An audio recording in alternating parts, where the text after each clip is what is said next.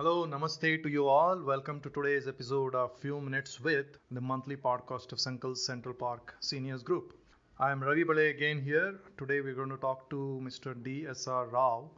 He is already well known to many of you as a seasoned, accomplished architect. I am sitting in his office for more than an hour listening to his life journey spanning several decades, scattered across regions and countries. Instead of going through his biography, let me take the liberty of cherry picking a few topics that will probably feel close to our hearts and easy on our brains. Mr. Rao, thanks for this episode with you. Your childhood and youth up to the bachelor's degree in architecture has been in Delhi and Chandigarh cities.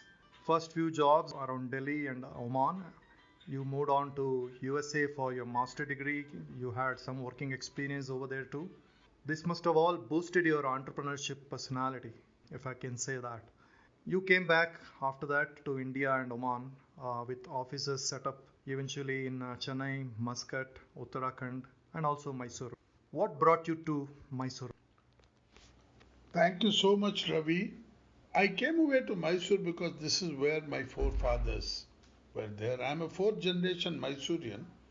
We are originally from Andhra Pradesh and speak Telugu, but fourth generation because my great grandfather moved in here as a civil engineer in 1840s and the tradition continues. One. Second thing, Mysore grows on you. Every time we would come for vacation from Delhi or Chandigarh or Oman, Mysore always held a fascination that it didn't change itself. And I've been constantly seeing towns being changed. So I think that was another reason why we came back. And the best part of it is my wife, who's no more, said enough of hot places. Let's go to a place which is comfortable to live. And so that clinched the deal in terms of not settling in Chennai or Muscat or Delhi or Chandigarh, but coming all the way to Mysore. And now, 12 years down the road, I'm so glad I did that. I see on this wall here there are photos of Mysore railway station and other quarters and Kalyan Mandapa, a school, whatnot. What is your connection with this brochure? My grandfather was the last chief engineer of Mysore State Railways.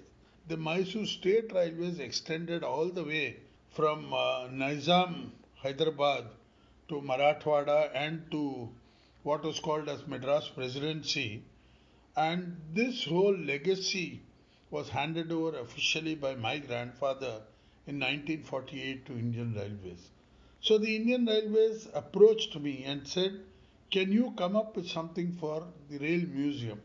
So this documentation, it took me about 6 months to 7 months to hunt, get into archives, go into my family, people who are connected, like my father's brother.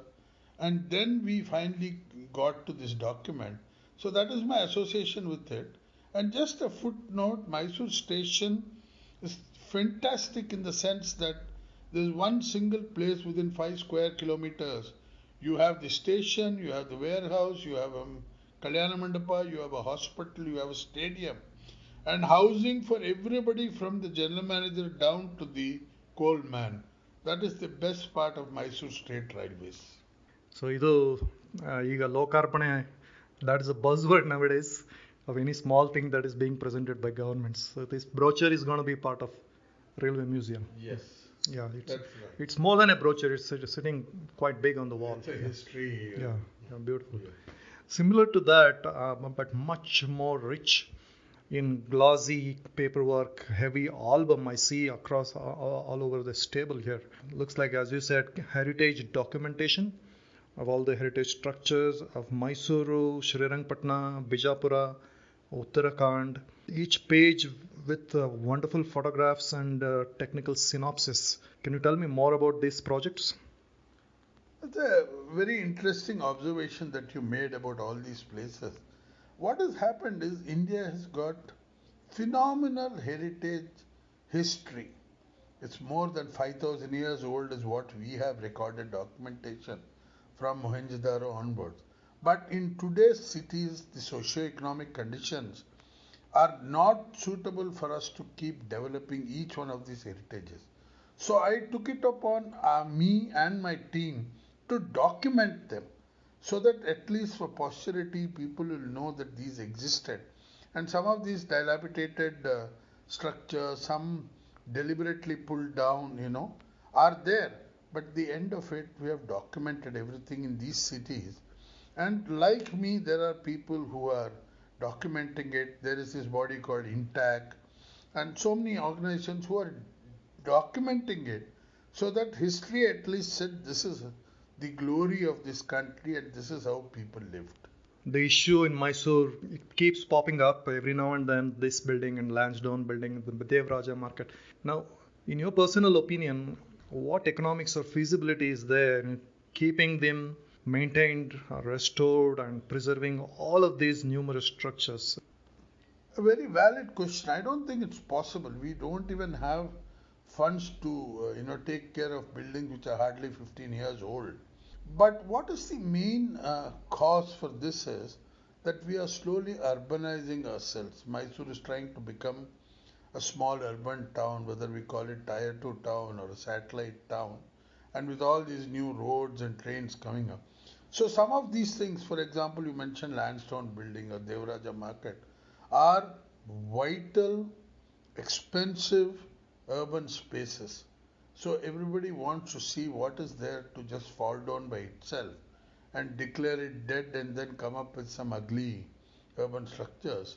So the idea of this whole documenting and things like that is to create an awareness in people that let not authorities straight away start removing these, but please look at it.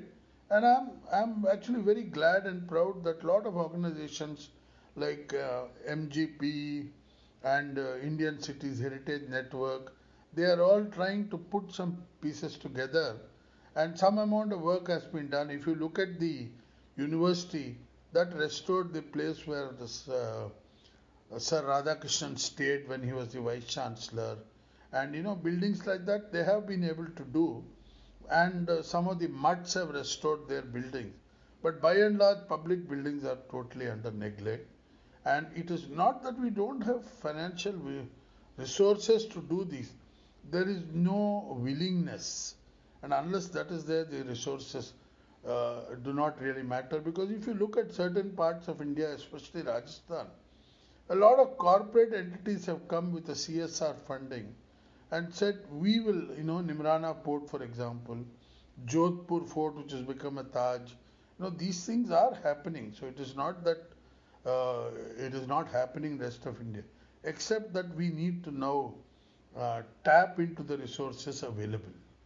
So, your role in our own Sankalp Central Park Phase 2 and 3. It's a delightful role, having purchased an apartment in Phase 1. And when I looked at certain things, I said, I wish I had a little ability or an opportunity to change, and that came by my way. And so I did small changes, but stuck to the original scheme of only 23% footprint. That means the buildings in these, and now the phase 3 also drawings are complete. Out of the 15 acres, only 23% is built up area. The rest is all open space. And this is a gift and a legacy that we're going to leave for our children. Number one. Number two, the interest as I am now progressing from phase 2 to phase 3 is the buyer psychology is also changing. Phase 1 consisted of a lot of people like me who above 60 decide it's a lovely place to stay. Phase 2 had a mixture of everything, and phase 3 looks like a younger generation is going to come into it. So I think it's a fine blend of what is happening, and I am so glad to be in the middle of this whole design process. We're also seriously looking at some ground floor value addition as senior citizen units for those who feel an extra facilities are required. You mentioned you wanted to share some reminiscences of your past years in Mysore or even present activities of yours in the city. I have so many things in my mind, but I will just narrate a few of them. My great grandfather came in all the way from Bapatla near Guntur, And in his book, he has described that he came on Buckingham Canal by barge and then took 81 days by bullock cart to reach from Madras to Mysore. So, that in my mind is a great incident in our lives because that established a new family coming all the way from Andhra Pradesh and then saying, this is our new town. What is today called as Ramswamy Circle, there's a petrol bunk there called Brahmapata Upanar. So we were made to walk up to there, and then somebody from the petrol bunk would allow us to cross to the other side, go to the famous Krishna bakery, and have Baitu, Badam milk, and Nippattu. So those of you who do not know Krishna bakery, it still exists there, and please go there and try it out. And there's a small lane next to it. That lane even today has a stone dustbin. So when I was doing my heritage studies, I found out that stone dustbins are very popular in Mysore because the people who cleaned it could also wash it without having to worry about plastic getting wet or whatever metal getting wet. And coming back to the present time is very interesting because I keep meeting people who either knew my grandfather or knew about a family or anybody, my cousin or my uncles or anything. And each time they would come up with a nice golden nugget of some incident. Oh, one of them, very senior civil engineer who is late 90s, he said, your uncle was a close friend of mine. And we would both walk up to Kukaralli Lake from your house, and your uncle would bring something along with it to eat, and we would sit there and eat. And the Mysore state police would object to that. So we would say, no, we have come here to feed the fish. So that is how they went. And then, watching a movie again was a very interesting thing because you had two theaters opposite each other. One showed a Kannada movie, one showed an English movie.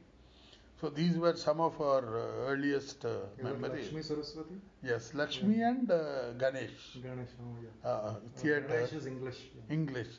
And also I remember when we came for holidays, my father had 6 brothers and 2 sisters. So at least 10-15 of us cousins should be here. And my Ajji, father's mother, would first take us to Badshah shop or to Bojaya to be given new clothes. Bojaya silks. Bojaya silks.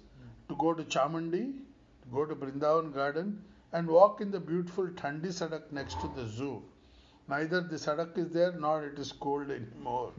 These are some of my memories. And then once I came here in 2012, and resettled after all going all around the world, I really feel so much content at heart. And another interesting anecdote which happened in recent times is that I went to the archives, in search of the information for my heritage book. And then when I mentioned it to the lady who was in charge of archives, she said, I know your uncle. My father and he were colleagues. I have an interesting file on your great-grandfather. She gave me the file, and the first page there was a lady whose husband worked in Tipu Sultan's army, and she is asking for 10 paisa increase in the pension. And my great-grandfather has got a whole pages of notes saying why he should not be increased. So I wonder at how these things function, because he ultimately rose up to become the controller of the Mysore Palace. And then I found that there's also a street named after him in Agrahara, but till date I have not found it. Maybe my search has to go on. And the other nice thing which I really relish is the fact that coming and living in Sankalp, I had a chance to live in the old house, but we said no, we'll live in a new place, and finding a whole lot of good friends. And I think that is the key to my happiness today. Mr. Rao, that's wonderful snippets and anecdotes, interesting journey of yours. In the field of architecture, there's a lot of contribution Mysore can take, the whole world can take. Thank you for your time today.